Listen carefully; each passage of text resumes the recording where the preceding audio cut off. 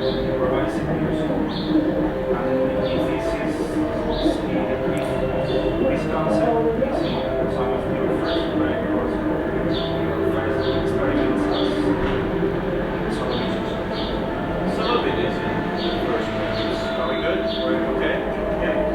Some of it is embodied in the first records. Any musician that starts to play at some point or another is improvising, is trying things out, making things in an improvisatory way. So, in one hand, it's there from the beginning, but it's only, with my work in general, we've always been trying to keep the improvisation inside of songs. And it's only recently that we're allowing the music to open up to more pure improvisation without the song structures around. And I like the song structures because they give you a structure to improvise inside of it. It can be very interesting because it's good to have a certain amount of structure. But yeah, so it's happening all along. And being in New York, there's a great improvisation community. And in the early 80s, we were making songs, but people like Elliott Sharp and John Zorn and Arto and a lot of other people were the whole improvisation community. And we would look at it and, we were doing something else. And now they're kind of merging.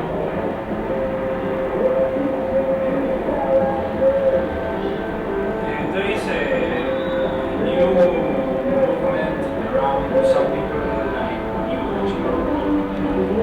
like actually in France, mixing these different backgrounds of different music, acoustic, free jazz, rock music, noise.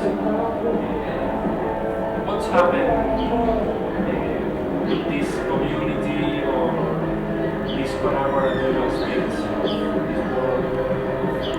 It's just growing. That community is growing hugely. Like Jim is in Chicago. It's worldwide. There's people in Japan, like Turksbaum, Masami Akita, and a lot of other people, guys from the Buenos. And it's a world. Yeah, sure. It's really a worldwide community of experimental music. Now, an experimenter here is part of it in a way. Bringing other people to Argentina and interacting with local musicians. And it's just something that's growing, and it's part of the revolution in, CDs. Now anyone almost can make a CD at home and then transfer music, and you have digital computers. So, with Jim can be in Chicago, I can be in New York, we can work on a piece together through email practically, through the internet. And it's just creating a different sense of community. Considering these aspects from rock music, noise music, and these interactions with more improvised music, like new definition, one band and then later approach, considering the early contacts, like that's the kind of excitement Frank, it's possible to tell us some of these aspects more specifically.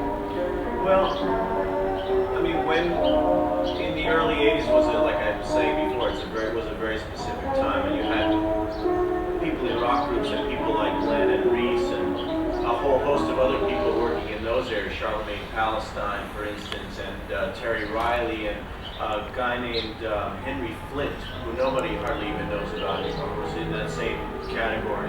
And and Steve Reich and Philip Glass. It was more of a community then of people working in that same kind of area.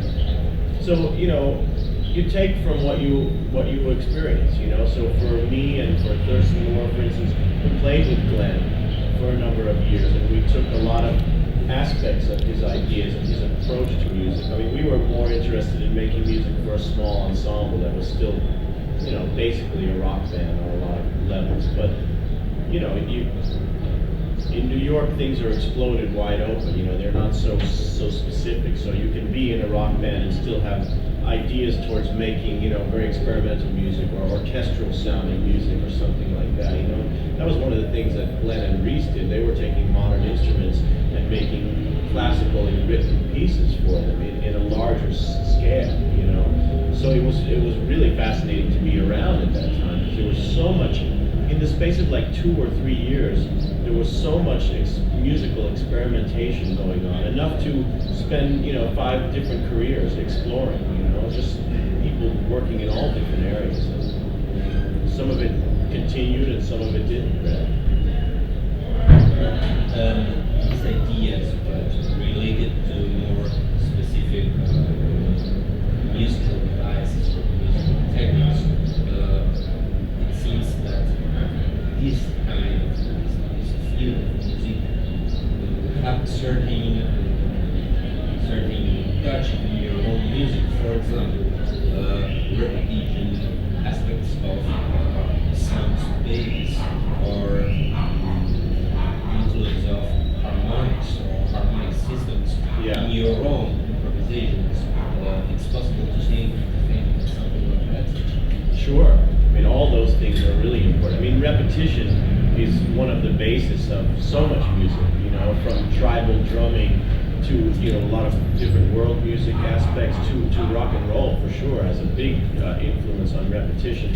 But like all those things, like the overtone series, I actually meant to talk about that before because I was playing overtones at one point and just working on the overtones of the strings, and that's had a very big influence on a lot of modern composers that are working specifically with those acoustic phenomena that are present. I mean, it's like when Rhys Chatham used to play his early ensemble, it would be 5 guitars, and they would all have the strings tuned identically to each other, and just be strumming the open string up and down its length, like all the way up and down the string, and you would start to hear different overtones.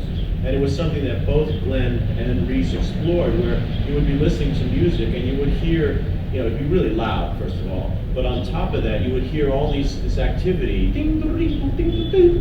all different kinds of like flutes or voices or gamelons, and nobody was playing that. It was just something about the sound in the air, it was happening in a way, just acoustic phenomena, And by the same token, we did a record recently, I think I even have a copy of it in here, called The Silver Sessions. This is the cover of it, Silver Sessions. This is one of our, our EPs that we released. And we had our room where we rehearsed. We had all the amplifiers on maximum, and guitars and basses leaning up against them all, creating a big chamber of feedback. And it was so loud and so intense, I mean, it was hard to stay in the room, first of all. But if you were in the room, you could hear the sound change just from where your body was in the room. If you walked across the room, you could hear, because of the way this, in a small room like this size with so much sound, the waves of sound were in the room, and if you stood here, you're blocking a wave or something, and it makes the sound change. You walk across the room, and the feedback sound will change. It was really incredible, and it's all acoustic phenomenon it's mystical in a way, and that's why part of music has a mysterious and a mystical element to it, because things happen in the way people react to it, and the way the sounds you hear that are, it's in the realm of science, Some musicians points that interesting aspect of hearing the body in the life. Whoever in Dutch musician, points that question. Hearing with the body. Sure. Well, especially as the music becomes loud, that physical, it's partly your body is reacting to it, and it's certainly with drumming music. A lot of it is about how the bottom end, or even like disco or anything like that, it's the way the bottom end is hitting your body. It applies to all different sorts of music. There's people making music at the limits of hearing, and it's really almost more your body is experiencing it than your ears, You barely hear it, whether it's really low or really high-pitched sounds. Or in strong music like Sure. Or Alan Fullman also. It seems that So like Alvin Lucier, I'm thinking of someone like Alvin Lucier working a lot with those kind of acoustic principles. Did you grab the tape? Okay. Okay. Yes, it seems that some of these aspects are very strong in your work. Yeah, levels. Yeah, You know, the way last show. we approach things is we are huge music students, you might say. We really listen to everything we can get our hands on. We're not just interested in this rock or this period in jazz or whatever. We want to know where music comes from and how it evolves over time, you know. And now we feel, you know, in a way, we're doing it long enough that we're part of it. You know, we're part of that evolution. So you're in the stream, you might say. And so the ideas you work with come out of everything. They come out of rock bands and classical music and everything in between. You know, Indian ragas especially are one thing that's really influential, you know.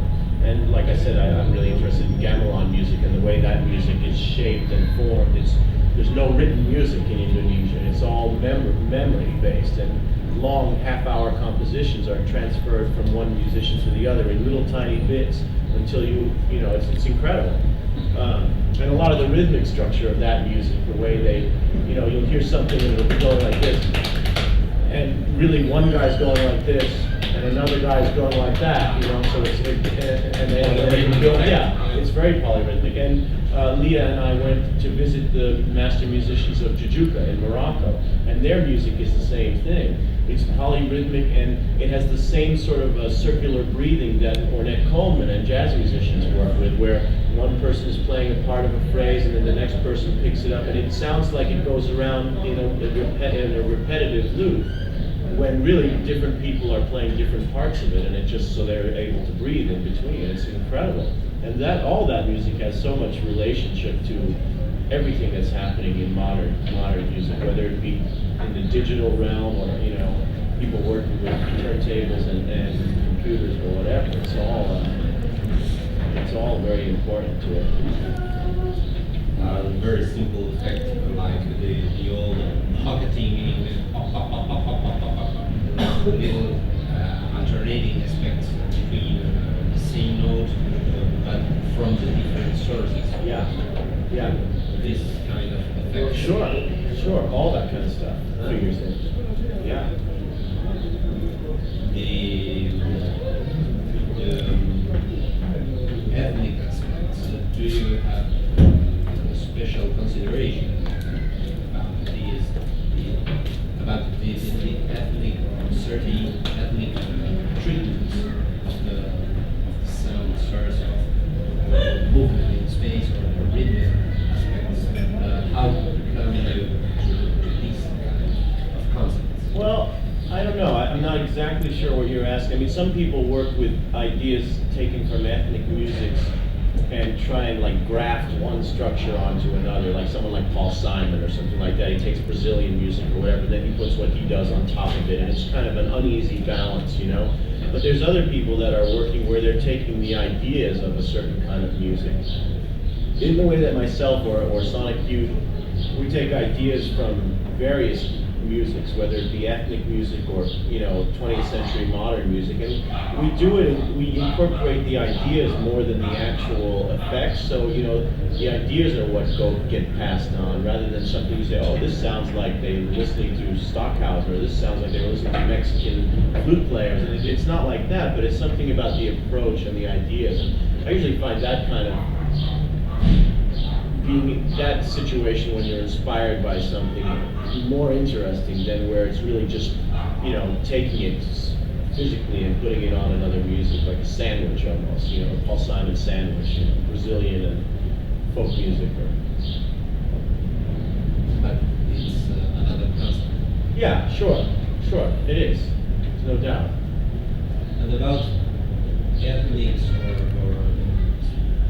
spaces or travels,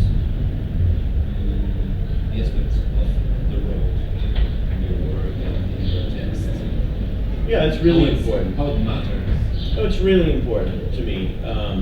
And it's gone through periods where it's been more important and less important. I mean, we travel so much now that, you know, when I first started traveling a lot, and for a long period, 10 or 15 or 20 years, it was really this amazing thing. You're experiencing a world you didn't know. You know, your world is limited by your physical locality, and as you start to travel, and especially with jet planes and stuff, you can jet across the world, you have a different concept of the world, and it shapes your whole thinking in a way, you know. And being someone who was interested in various people's writings about travel, you know, Kerouac being a very easy example, but you know, all kinds of things from spiritual pilgrimages and Siddhartha, you know, that's another kind of a road story. You know, they're all over the place. You know, Hemingway, and all through literature and history. Yeah, sure. Yeah, Sam Shepard is a great example of that. I love his writing. And it's just, you know, it's just the fascination with places you don't know, and the interest in sort of finding out about them, you know. So it has a great effect, you know. At this point, we're such travelers that I almost don't notice it anymore. You know, it doesn't have as much of an effect right now because we travel all the time and all over the world, and it's normal now. But there was a point where, for a long time, it wasn't normal. From my first, you know, trip across America in a car in, you know, 1974, through the first 10 or 12 or 15 years with Sonic Youth, where we started, you know, we went to Russia, we went to Australia for the first time, Japan, whatever. South America is actually one of the last places to come for us, which is great, so I'm excited that we're coming here. But you know, now it's more just a way of life, and there's a whole culture that exists that way, a whole business community culture where, you know, people wake up in a different airport every day, and so you have a different relationship to space and time or something like that, you know. So at this point, there's other things that I'm more interested in than the idea of the road. But still, you know, there's something about that idea where, you know, when you're traveling, you're free of all the baggage of your home and your city where you live and all the daily responsibilities and the phone calls and whatever it might happen to be, you know, paying the bills, picking up the newspaper, getting your kids from school, whatever it is. When you're traveling, you exist in a different kind of space. And sometimes it's a space where you can more easily focus on your thoughts and thinking, because you're just moving through things and you start to make association. So for me, I tend to write things down and get ideas for music or ideas for artworks of one sort or another, or just ideas for writing, you know. And again, relating spaces,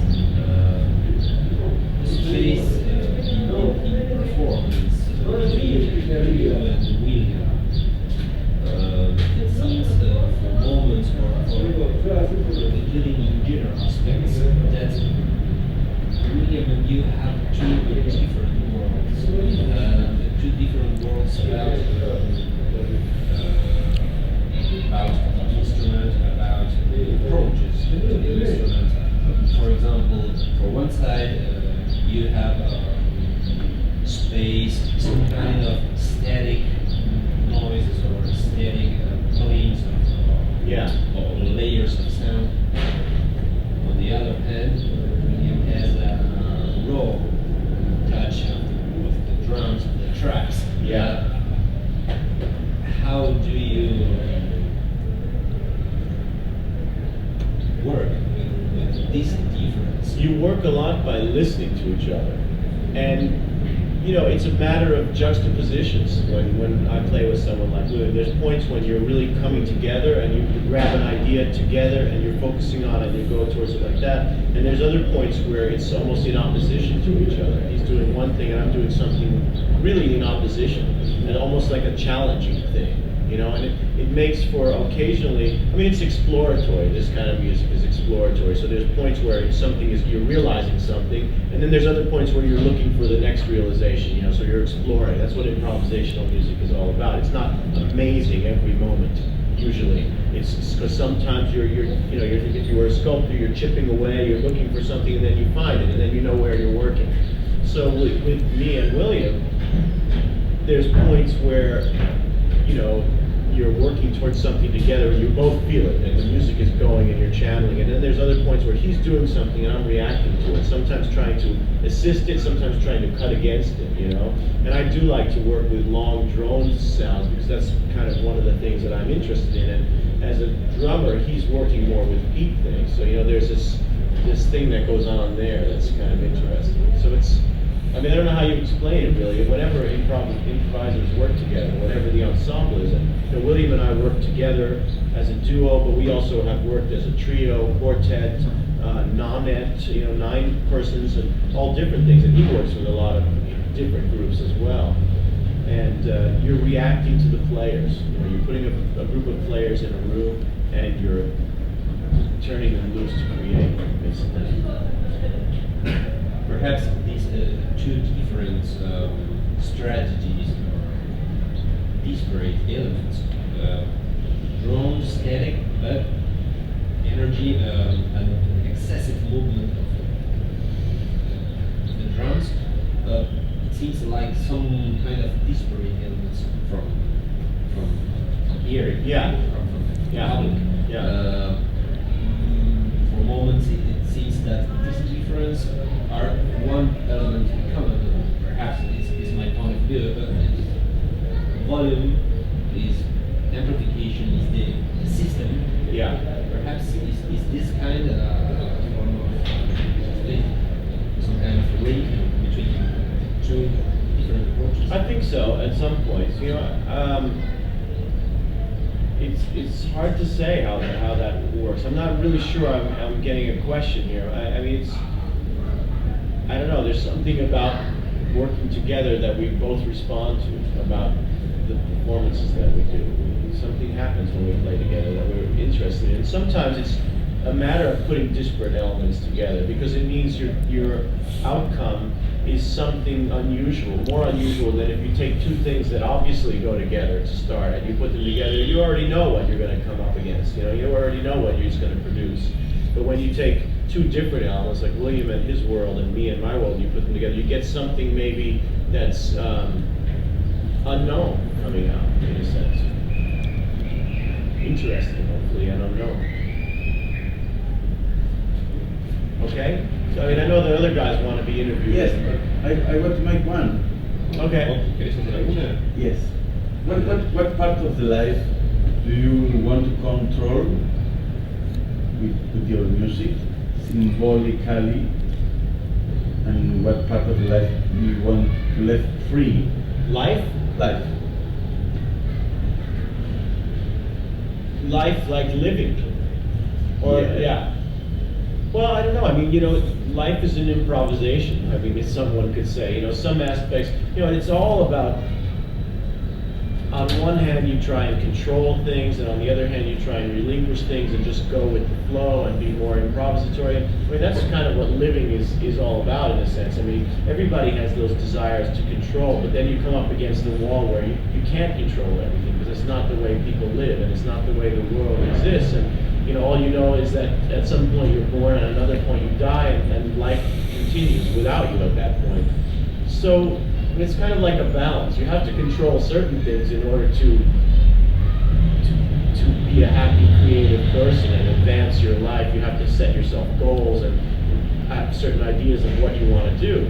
And then there's other points where you have to just say, it's beyond my power. I have to be happy with what's happening because I can't control it, And that's part of the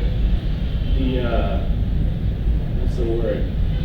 That's part of the dilemma of living, that people want to control, but they're happier when they're just improvising, and it's like the two things clash like this. And anybody that gets true enlightenment or reaches nirvana figures out how to stop them from going like that with each other anymore. I don't know. It's hard to say. It's the same thing, some aspects when you're in life, in whatever's happening to you, you improvise some things, other things you control, and they work. You try and get them to work together. So. And you make some difference between what is and what isn't music. Well, that's a good question. I mean, there's a great quote of John Cage that I always talk about, where he said it was just as well for him to listen to the music coming in through the window and considering that music than what was on the radio or a musician in front of him, And he always, he told me once that he never listened to a record more than once. He didn't see any reason to have the same experience twice. He would like to listen to it once, give it his full attention, but then he wanted to hear another one the next time. It's very typical of John Cage. I mean, it's not for everyone, that attitude, but he was really instrumental in opening up the world to the idea of what is music. what is incorporated. And for me and a lot of people now in this generation, it's very wide open. The sound of the cars coming in through the top here is music. You know, it depends on how you know what. It depends on where you put the frame. You know, you put the frame here, you see that as music. You put it there, you see something else. So for some people, it doesn't work that way. You want to focus on what the musicians are playing and have it be specific and composed, and that's where you put the frame. And then for other people, you're expanding it, and they're just different levels that people work on. One isn't right and one isn't wrong. It's not like it's exclusive, but it's just different approaches, really. I have a last question, but I'll make it in Spanish. Okay. Translate because my English is not well. Respecto a la incorporación de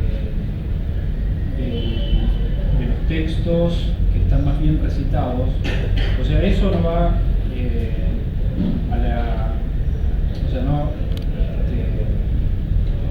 no va a la idea de estatismo, de ese falso estatismo que tiene la música. ¿Cuál es la intención del recitador? The intentions, the goals to use the text in a spoken word manner, respecting the movement of the music. Yes. And the manner in which parts interact. Yeah. Interact, and one is the spoken word is more static than the music, or is the intention or not? Well, I don't know if I would say it's more static than the music, but it's a difficult integration sometimes. But it's something I'm interested in because I like. It's just something that happened to me personally. Maybe 10 years ago, I started working with spoken words in context with music.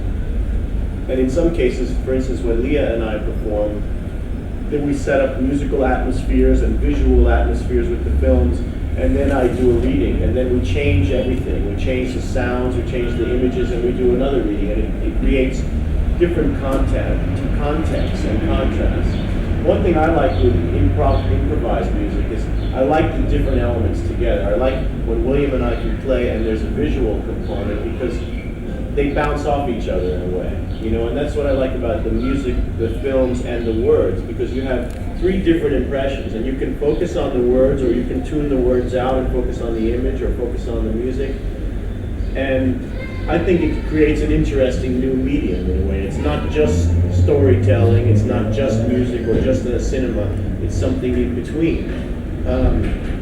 It can be hard to put the words in with the music. Sometimes they don't go together, sometimes they go really nicely together, and it's become a trend in the last 10 years or so that people are more interested in listening to other people talking again, which I think is great, because there's always been a tradition of people reading. You know, when you're a little child, your parents read to you and, you know, stories and stuff, and it's a really wonderful thing because it's very intimate, and it's really it's a really direct way of communicating on one level, you know, and so that's partly the inspiration for incorporating spoken words.